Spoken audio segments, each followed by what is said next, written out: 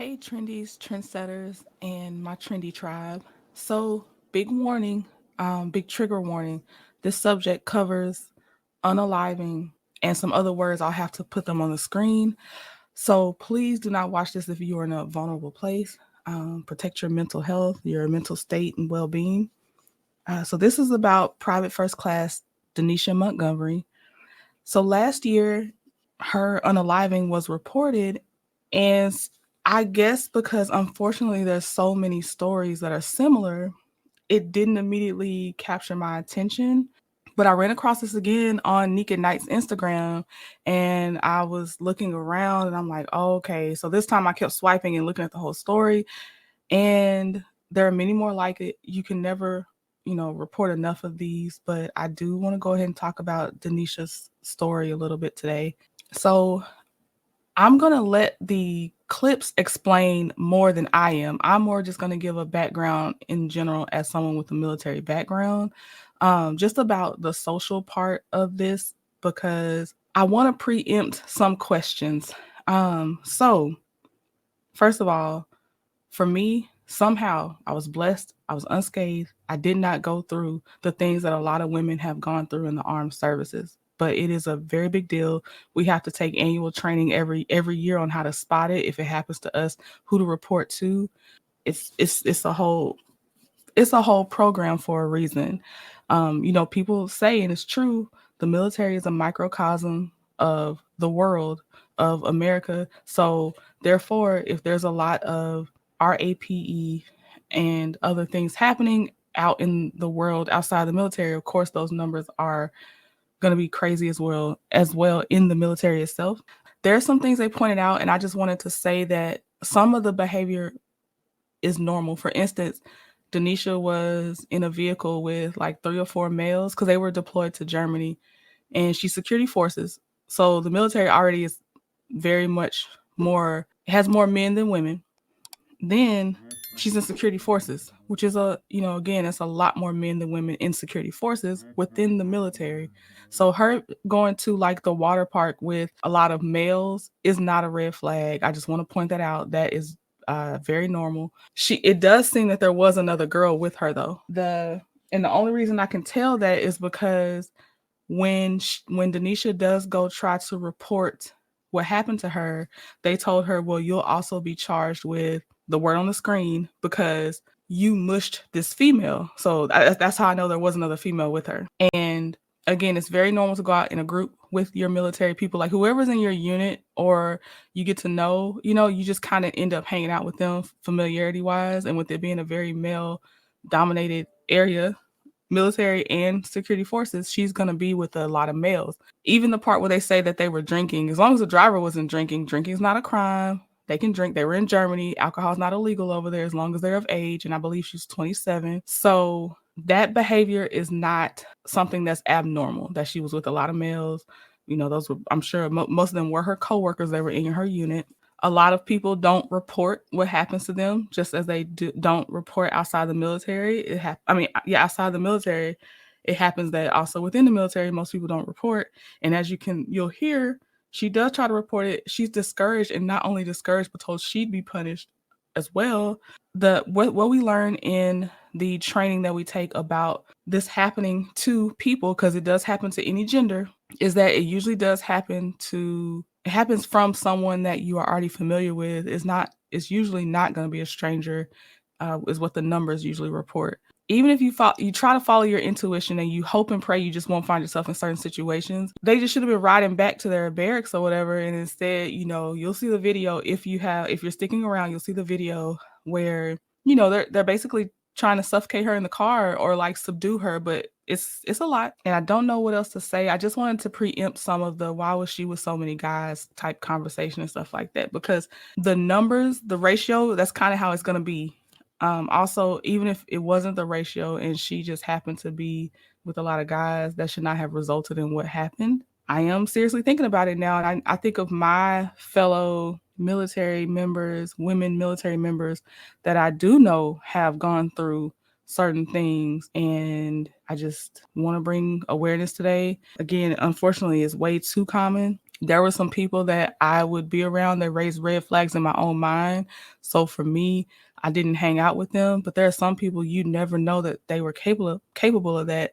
So as much as you try to rely on your intuition, it doesn't mean that nothing will happen to you. I really believe I was just covered. I really was, because you you just don't know. You just don't know. So you're gonna see two videos.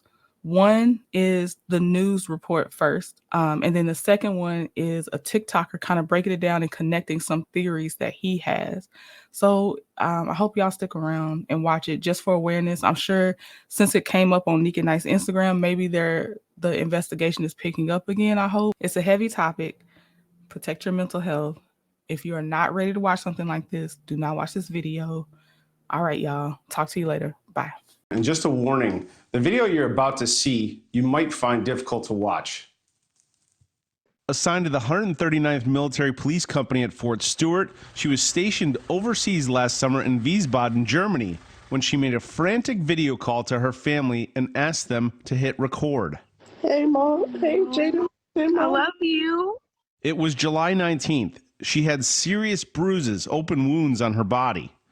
I just want to come home. Look what Brooklyn. they did. Oh my God. In this 12-minute video call with her family, she said she went with a group of military police officers from her unit off base to a water park, said they had been drinking, and on the car ride back, they assaulted her. They choked me out. Look, they was doing me in the car. I was gasping for air. I was like, bro, I ain't never been so scared in my life. I thought I was going to die in the car, bro. In and out of tears on the call, she vowed to report it the next day. I'm going to talk to CID tomorrow. I'm telling them that I don't want to be here no more. I'll do whatever I have to do, Mom. I'm coming. I can't be here no more. I don't trust them. I don't trust my leadership. I don't want to be here with none of them no more. In a text message to her uncle the next day, she wrote, "They told me if I report the assault, I'll be charged with assault too because I mushed the female and bit the male that was choking me." 21 days later, on August 9th, Denisha Montgomery was found dead in her barrack. That same day, the Army told Denisha Montgomery's family that she took her own life. They said that we're sorry to inform you that your daughter has committed suicide by suffocation. And I said, how do you suffocate yourself? I know that my daughter wouldn't kill herself. No doubt in your mind. No doubt in my mind. I know my kid, man.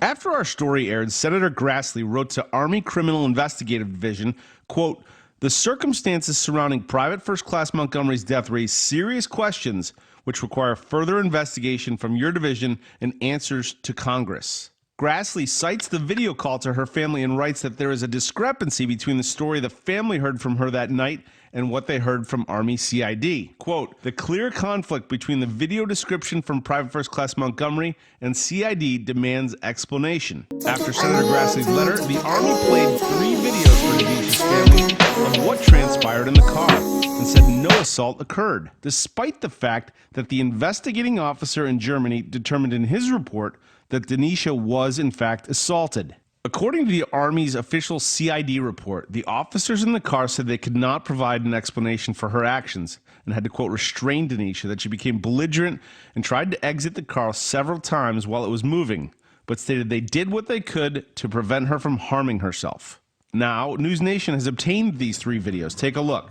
In the first, Denisha is seated in the front passenger seat. There's clearly an argument between Denisha and the other woman in the car. She asks to be let out of the car when the officer in the back seat appears to put his arm around her neck. In the second video, the vehicle is stopped. Denisha is exiting, trying to get away. She can be heard screaming, crying, and pleading that they leave her alone. One of the officers yells, "Get that blank blank back in the car."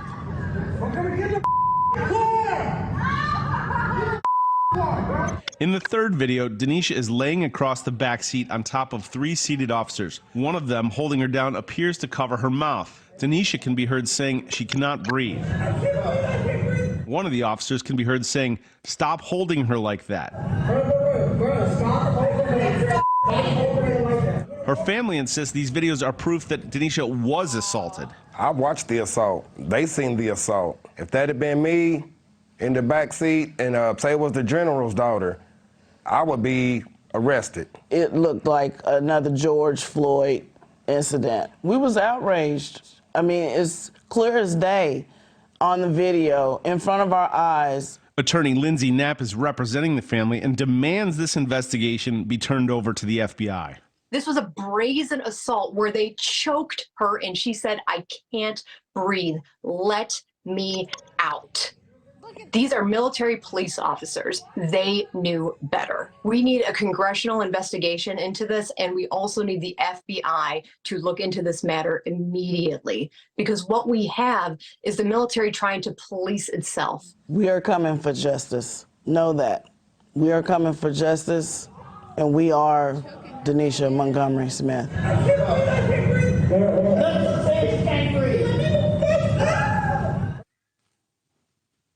Now, clearly very troubling video to watch.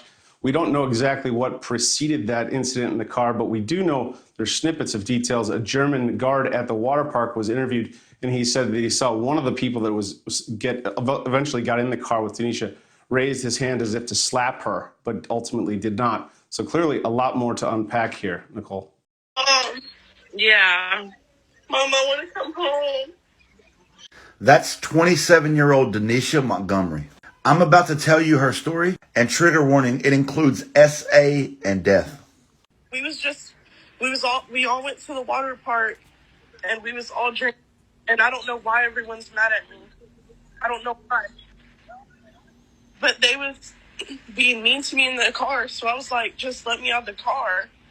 But they wouldn't let me out of the car, and then all this happened. They was covering my mouth like this. They was doing that to me in the car.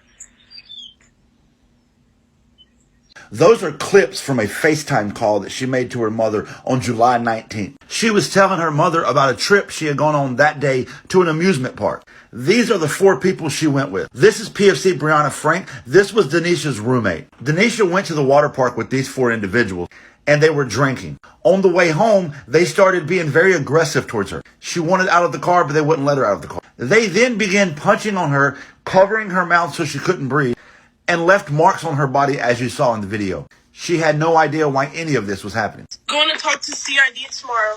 I can't be here no more. I don't trust them. I don't trust my leadership. I don't want to be here with none of them no more. CID is the Army's Criminal Investigation Detachment. Denisha stated she doesn't trust her leadership anymore, but she had good reason. Last week, Frank fucking got raped, and they don't even care about. Yes, you heard her correctly. PFC Brianna Frank had been SA'd the week prior, and she says her leadership didn't even care. She turned out to be right. Whenever she went to report this incident the next day, she was discouraged by her leadership from reporting it. So rather than holding these people accountable for assaulting her and beating her, her first sergeant, this guy, did nothing. All he did was separate Denisha from her roommate for 24 hours and then put them back together in the same room. And 21 days later, on August 9th, Denisha was found dead in that same room. So who killed Denisha? The Army is covering this death up, and we need to know why. This guy, Sergeant Luis Green Torres, wasn't even in the same unit as everybody else. Everyone else is in the 139th MP Company, and they were stationed at the time in Wiesbaden, Germany. But Sergeant Green had flown to Germany from Fort Lewis in Seattle, Washington, just to go beat up Denisha? That's suspicious. But there's more. 13 days after Denisha had been murdered, PFC LaCourtney Colvin made a Facebook post. In that Facebook post, he talked about how Denisha had pulled him over one night because Denisha was military police. You see this comment where PFC Colvin said, you know, this old girl who gave us that warning ticket, him and his friend had a synthetic marijuana on them called Blue Lotus, which is illegal in the Army. And he should have been arrested for being caught with, but instead he was given a warning ticket. Turns out that when Denisha pulled over LaCourtney and found the Blue Lotus, the synthetic marijuana, her supervisor radioed and said, just let him go with a warning. And in the Army, nobody gets off with a warning for having drugs. 9 days after LaCourtney Colvin made this post, he too was found dead in his barracks room in Germany. If you dig deep enough, the question starts becoming, is there a Blue Lotus synthetic marijuana drug ring happening in Germany? Was Denisha Montgomery Smith and LaCourtney Colvin murdered to cover up that? Is that why Sergeant Green flew all the way from Fort Lewis to Germany? And who was the NCO who told Denisha to just give him a warning ticket? And why did her first sergeant and her commander not take care of Denisha and keep her safe from her attacker? Denisha deserves justice, and her family deserves answers. The Army has promised a thorough investigation, but it's very clear it's going to be anything but that. When the military came to tell Denisha's family that she had been found dead, they told her it was from suicide, that she had suffocated herself. But then later said that the autopsy is still ongoing and is under investigation. So then how did you already draw these pre-conclusions? And it's funny you mentioned suffocation when in the video she talked about they were covering her mouth and not letting her breathe in the car 21 days prior to her death. I believe the FBI should be taking over this investigation. The Army cannot be trusted to investigate itself, especially given all the other circumstances surrounding this incident. Join me in demanding justice for Denisha Montgomery. Taking all of your time, taking all of your time.